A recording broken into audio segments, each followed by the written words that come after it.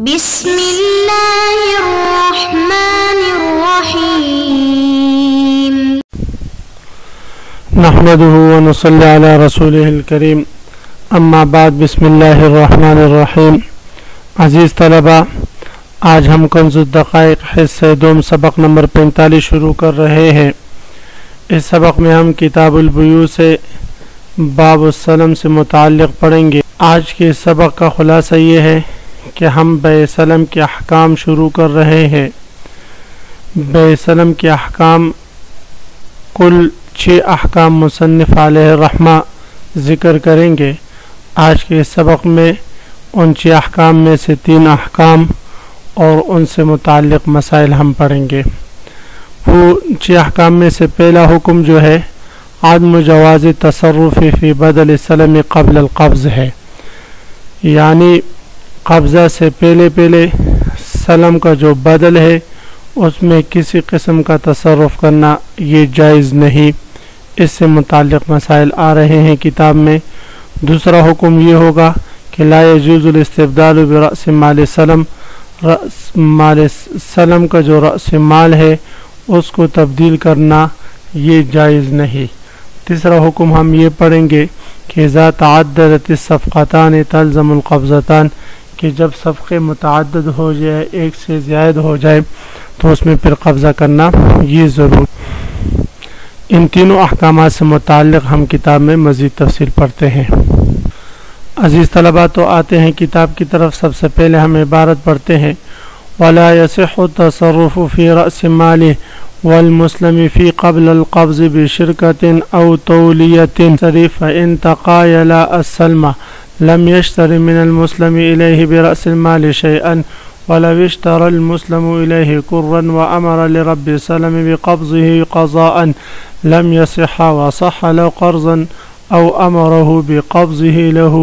ثم لنفسه ففعلا۔ صورت مسئلہ یہ ہے کہ مصنف علیہ رحمہ فرما رہے ہیں کہ عقد سلم میں رأس المال یا مسلم فی پر قبضہ کرنے سے پہلے ان میں کسی قسم کا تصرف کرنا یہ جائز نہیں،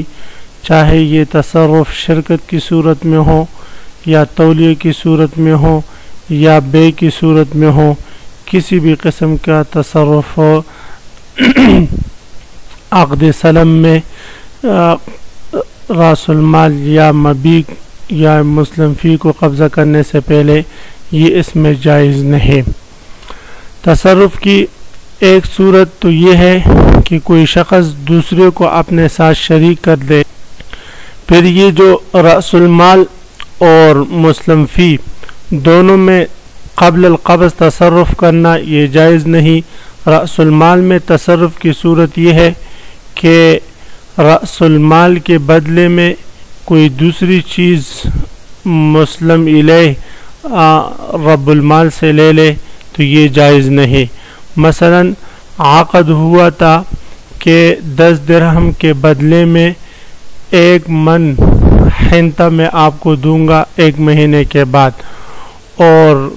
رب المال اس کو تسلیم کر دے۔ ابھی تک مسلم الیہ نے اس رأس المال پر قبضہ نہیں کیا، اور قبضہ کرنے سے پہلے اس رأس المال کے بدلے میں رب المال سے کچھ اور لیتا ہے، یا اس رأس المال کو ہبہ کرتا ہے، یا اس پر کوئی اور چیز خریدتا ہے، تو فرماتے ہیں یہ تصرفات قبل القبض جو ہے یہ جائز نہیں۔ مسلم فی میں بھی قبل القبض تصرف جائز نہیں کہ رب المال نے ابھی تک مسلم فی قبضہ نہیں کیا اور دوسرے شخص کو اپنے ساتھ اس میں شریک کرے۔ مثلا کہے میں نے 10 درہم کے بدلے 1 من گندم لیا ہے، آپ مجھے 5 درہم دے دیں تو آپ میرے ساتھ اس میں شریک ہو جائیں گے جب مسلم الیہ ہمیں دے گا، تو فرماتے ہیں یہ صورت جائز نہیں ہے۔ اسی طرح یہ شرکت کی صورت ہوگی، اسی طرح تولیہ کی صورت بھی جائز نہیں ہے۔ مثلا رب المال کسی سے کہے کہ میں نے فلاں شخص سے 1 من گندم یہ جو ہے عقد سلم کے طور پر لیے ہیں 10 درہم کے بدلے میں، لہذا آپ مجھے 10 درہم دے دیں اور وہ گندم وہ آپ کو دے دے گا، یہ بھی جائز نہیں۔ تو فرماتے ہیں ولا یصح التصرف، اور جائز نہیں تصرف کرنا فی رأس المال، رأس المال میں، والمسلم فیہ، اور مسلم فی میں، قبل القبض، قبضہ کرنے سے پہلے، یعنی جب تک رب المال یا مسلم الیہ اس مسلم فی یا رأس المال پر قبضہ نہیں کرتے، اس وقت سے پہلے اس میں کسی قسم کا تصرف کرنا یہ جائز نہیں۔ تصرف بشرکت، چاہے شرکت کی صورت میں ہو، او تولیت یا تولیہ کی صورت میں ہو، او مرابحت یا مرابحہ کی صورت میں ہو، کسی بھی صورت میں ہو، تو یہ شرکت جو ہے یا تولیہ جو ہے یا مرابحہ جو ہے یہ جائز نہیں ہوگا۔ شرکت اور تولیہ کی صورت تو میں نے بتا دی، مرابحہ کی صورت یہ ہے کہ اس نے 1 من گندم عقد سلم میں لی ہے 10 درہم کا، اور وہی 1 من گندم اگر یہ آگے کسی اور پر بیچ دے قبل القبض 11 درہم کا، تو یہ مرابحتاً بے ہوگی، قبل القبض یہ عقد مرابحہ بھی اس میں کرنا یہ جائز نہیں۔ فَإِن تَقَايَلَ السَّلَمَ، فرماتے ہیں کہ اگر رب المال اور مسلم الیہ نے دونوں عقد سلم کو ختم کرے، فسخ کرے، تقایلہ کہتے ہیں فسخ کرنے کو، اقالہ کرنے کو، اگر رب المال اور مسلم الیہ دونوں عقد سلم کو فسخ کر لے، اقالہ کر لے، اور عقد سلم جو ہے وہ ختم کرنا چاہے، تو فرماتے ہیں لم یشتری من المسلم الیہ برأس المال شیئا، تو جب تک رب المال اس اپنا مال مسلم الیہ سے واپس نہیں لیتا اور اپنے قبضے میں نہیں لیتا، اس وقت تک مسلم الیہ سے اس مال کے بدلے میں کچھ خرید نہیں سکتا۔ صورت مسئلہ یہ ہوگا کہ زید نے 1 لاکھ روپے دیے تھے کہ اس کے بدلے میں آپ نے مجھے 100 من گندم دینی ہے، اس نے کہا ٹھیک ہے، عامر نے کہا ٹھیک ہے، پھر دونوں نے آپس میں اقالہ کر لیا، عقد سلم کو ختم کر دیا، تو اب اگر زید اس 1 لاکھ روپے جو اس نے عامر کو دیے تھے بطور عقد سلم کے، وہ عامر سے لیے بغیر کہہ دیتا ہے کہ بھئی وہ جو 1 لاکھ روپے اس کے بدلے میں آپ مجھ پر اپنی گاڑی فروخت کر دو، تو فرماتے ہیں یہ تصرف کرنا بھی اس کے لیے جائز نہیں۔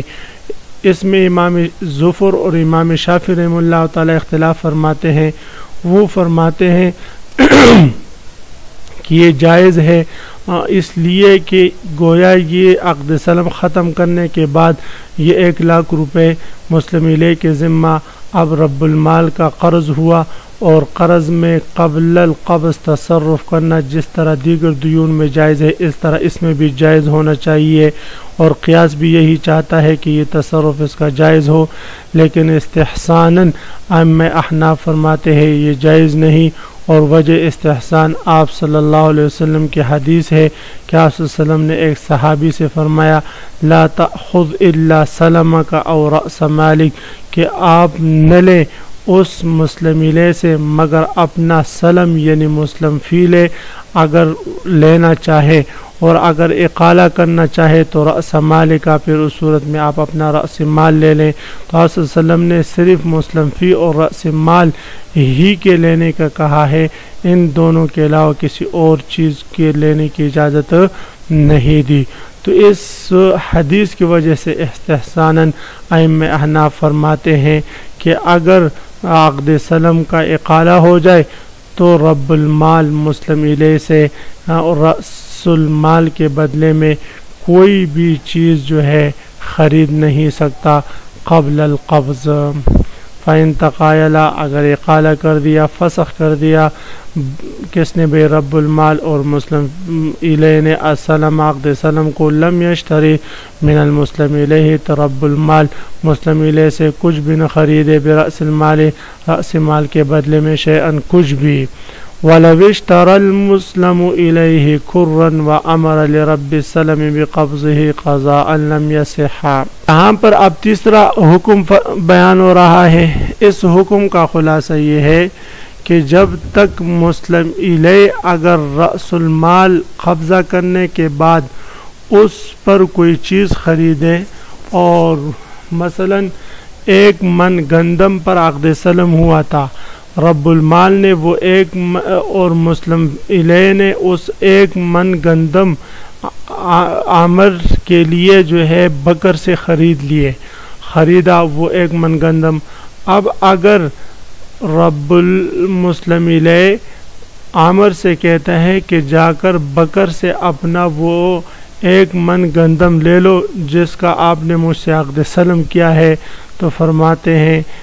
اور آپ کا حق ادا ہو جائے گا، تو فرماتے ہیں اس کا یہ کہنا جائز نہیں، اس لیے کہ یہاں پر 2 عقود جمع ہو گئے،